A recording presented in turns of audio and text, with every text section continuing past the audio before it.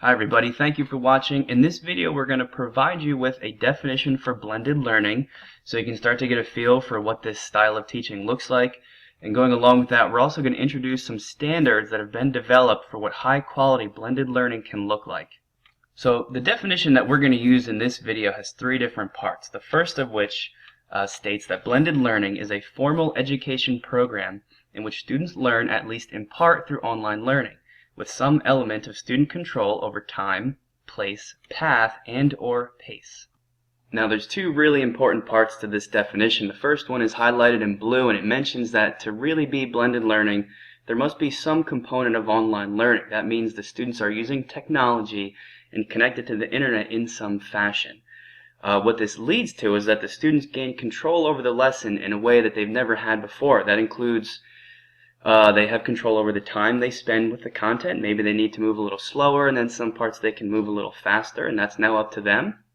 They have control over the place that they learn, hopefully a little bit in school and a little bit out of school. They also have control over the path. There might be 2 or 3 different ways that they can access the content, and they can choose which way works best for them. And again, the pace. Maybe they need to move a little slower or a little bit faster.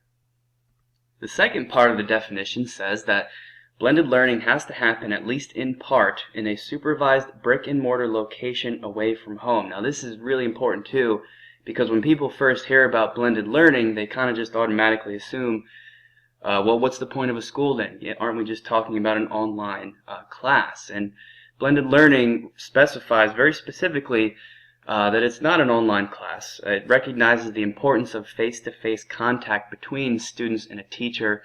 So part of the definition actually states that there has to be some kind of brick-and-mortar location that's not the student's home where learning takes place. And lastly, the modalities along each student's learning path within a course or subject are connected to provide an integrated learning experience. And this simply means that each student now has their very own learning path that they have some choice and control over in a way they've never had before, and each component of this learning path is there to provide the student with a much richer, more integrated learning experience.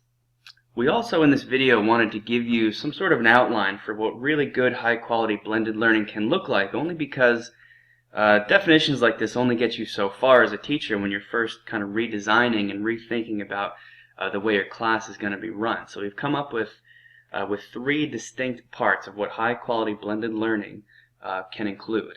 The first of which states that there should be personalized learning paths leading to increased student ownership. This is really important for blended learning to work, and it doesn't mean that if you have a class of 24 students, you have to have 24 different learning paths.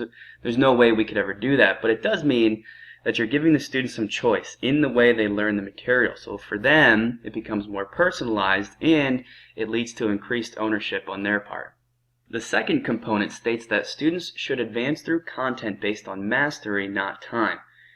And for me, this is going to be one of the biggest, most important shifts, because as a teacher, so many of us are used to saying in our classes, okay, today we're going to learn about X, tomorrow we're going to learn about Y.